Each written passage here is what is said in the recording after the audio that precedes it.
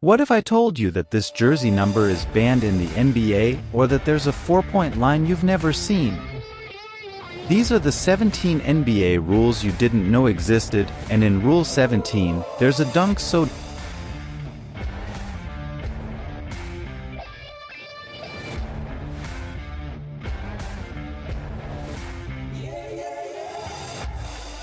As you can see, Jack was throwing down dunks so powerful that he was destroying entire hoops and backboards, putting everyone around in danger. In 1993, the NBA was forced to create the no shatter board rule, stating that if a play breaks the backboard, the points won't count and the player receives a technical foul. Damn, chat changed the NBA, but so did our next rule, because the NBA might have to pay millions just for being overweight. In 2022, Zion Williamson weighed over 300 pounds, becoming the heaviest player in the NBA. So, when he renegotiated his contract, the Pelicans agreed to pay him, but with a condition, a weight clause stating that Zion must legally stay under 295 pounds. If not, he'll have to shell out millions. Damn, they really have rules for everything. The NBA even made one for when an entire team. On January 17, 1960, the Minneapolis Lakers were flying back home after a game in Seattle when suddenly they were in free fall. The pilot had only one option, a forced landing. Miraculously, everyone survived, but this near-death experience made the NBA wonder what would happen if an entire team dies at once. Much later, the league drafted its craziest rule yet, the disaster draft, stating that if more than 5 players die, the NBA would organize an emergency draft, picking players from other teams until their roster is filled. Yeah, they really have a rule for when players die. That's insane. But hey, you know what else is insane? There's an NBA rule against farting. In the late 2000s, NBA players were bothered by the league's dirtiest man, Dwan Hogwarts, because the guy farted like it was his job.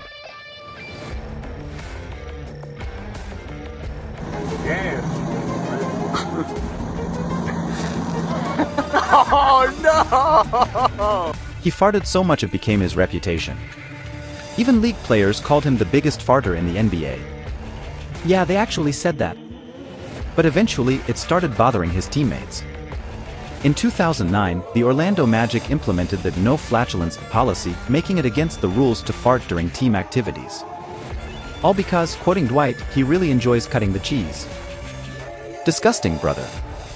An NBA player said, "Who farted? Smells like sour milk. Please, you're here making them ban farts." That's ridiculous, but it's not as ridiculous as our Rule 13, because in the NBA, your mom jokes are practically banned. Look at this, it's Don Knopfler, a Mavericks superfan and your mom jokes enthusiast. In 2018, he was on the court watching the Mavs play against the Clippers when he started talking. They weren't willing to hear it, so he responded with a "screw you." But that wasn't it until Don got traded. Beverly, with just 5 words, "screw your mom." Oh wow, he just threw the ball at Don Knobler. Patrick Beverly just threw the ball at Don Knobler. Which is not very nice. No! He said in an interview, "Yeah, I've never heard someone say screw your mom before." Yeah, and after that incident, the NBA had to do something.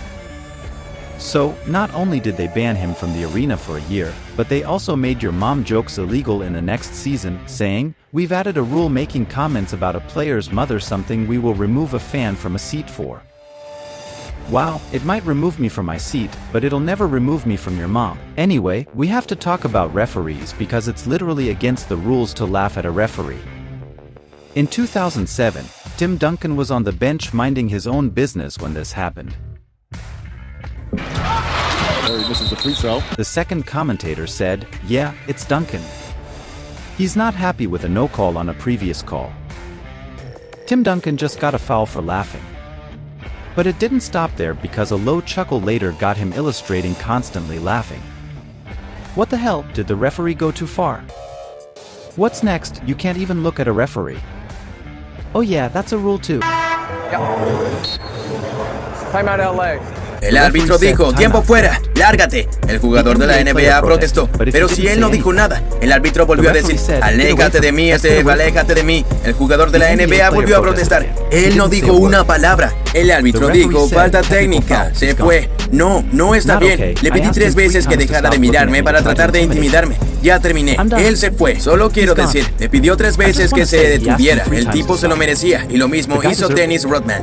Porque apuesto que no sabías que obligó a la NBA a prohibir su número de camiseta.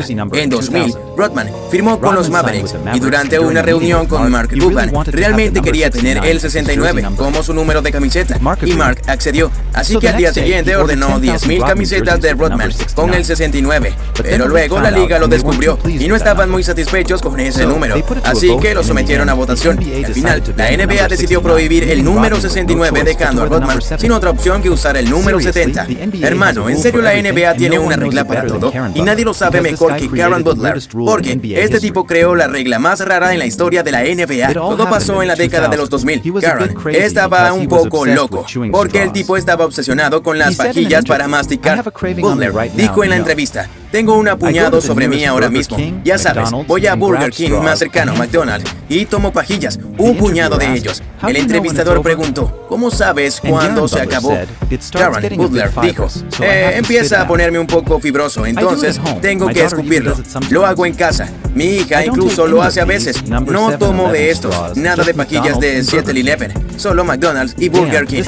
Demonios, este tipo estaba siendo embriagado con un poco de plástico, pero para Karen, masticar pajillas era una forma de calmar sus nervios, por lo que incluso comenzó a hacerlo durante sus juegos, por un ridículo promedio de 12 pajillas por juegos. Karen Butler volvió a decir, en la primera mitad puedo masticar por lo menos 6. El entrevistador le preguntó, ¿en la primera mitad? Karen Butler respondió, sí, fácilmente unos 12 en un juego.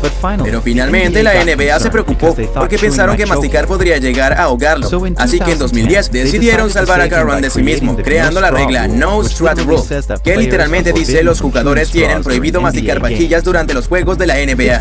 Es simplemente ridículo. Pero hermano, a veces los jugadores hacen sus propias reglas y si no las siguen, le darán una paliza. En 2021 los Thunders estaban venciendo a los Lakers por 5 puntos y con solo 4 segundos para la final. O sea, el juego básicamente decidido, pero cuando Darius recibió la pelota hizo algo terrible.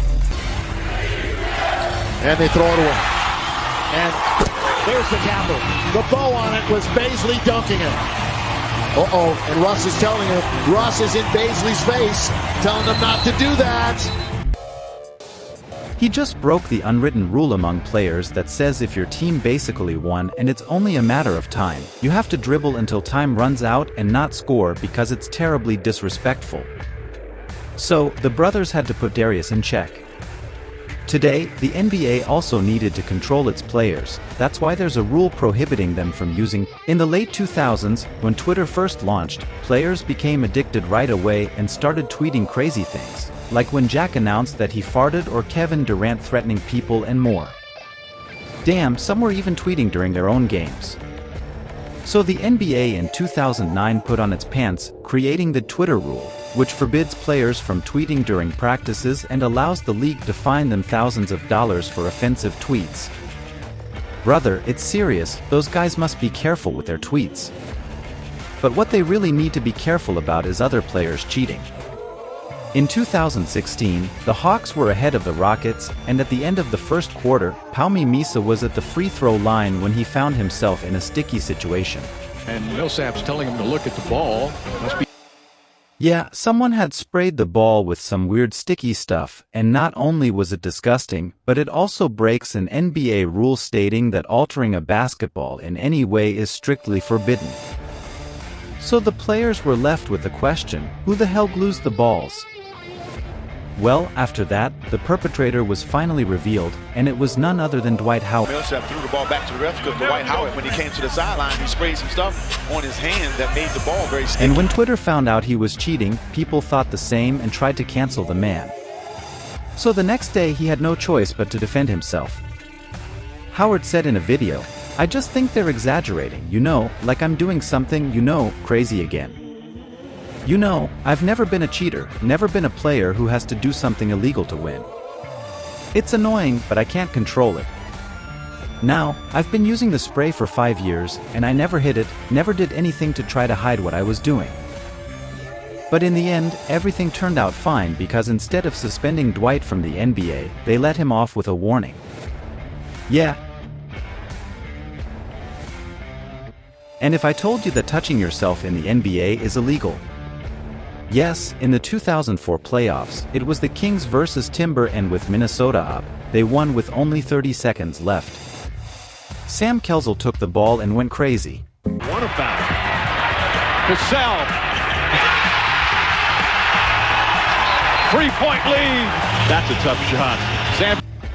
Yes, this guy grabbed his balls, and it was just the beginning of a ball-grabbing epidemic because from that moment on, NBA players joined in and started grabbing their balls like it was a job.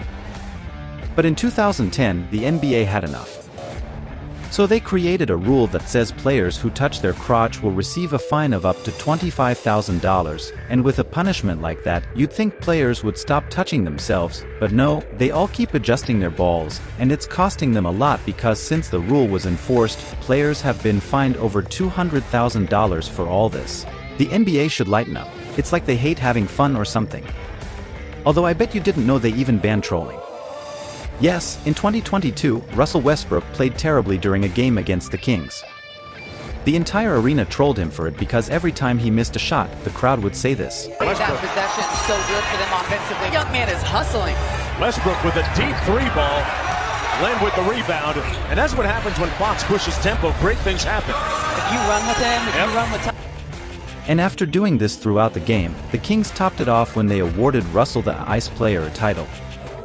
Which is pretty funny, but not for the NBA because the next day they told the Kings that trolling players during games is now officially banned. But anyway, trolling is the least of what players should worry about since they have to be careful with Stephen Curry because this guy is changing the game. Over the years, Steve has made shots with an average of 45% from the three-point line.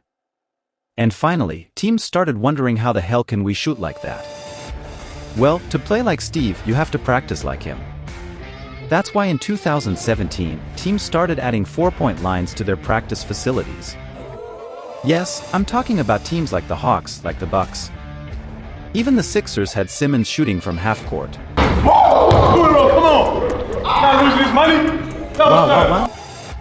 I can't believe he made that shot. But what I really can't believe is our next rule, and it's the fact that women can play in the NBA. Yes, and it's not just that, but there's even a woman who made it to the league, and she's Lucia Harris. Since she was a beast in college, standing at 6.3 feet tall, averaging 26 points and 14 rebounds per game. That's incredibly amazing. But after graduating in 1977, there really wasn't an opportunity for Lucia. It's not like the WNBA existed. So she decided to take her degree, get a regular job, and start a family. But a few months later, everything changed when Lucia received a call from New Orleans, telling her that she was selected in the 1967 NBA draft and that they were ready to take her to their training camp. However, Lucia told them that she was pregnant. So unfortunately, she had to say no. But her story doesn't end here because, even though she didn't play for the NBA, in 1992, the league decided to give her a spot in the Hall of Fame. But who knows, maybe someday we'll see another woman in the league and watch her play. In this video, we've talked about many NBA rules, but there's no way you knew about the original rules. Back in the 1890s when basketball was invented, they had all kinds of strange rules. Like instead of playing with a basketball, it was with a soccer ball, and for the hoop, they didn't use a net, and it was called basketball because they used a fruit basket and had to use a ladder to retrieve the ball every time they scored. But one rule was just wrong because not only was running with the ball illegal, but so was dribbling. Yeah, it was against the rules, and as a result, it made the game bad. So over the next century, they rewrote all their rules to have the game we love so much. Thank God they changed the rules because I don't think fans would have tolerated it. I mean, they barely tolerate the current game. We've seen fans of all kinds, and it's really interesting. So, what are you waiting for? Click here. These are the times NBA fans went too far. Don't forget to subscribe and like for more content. Until next time.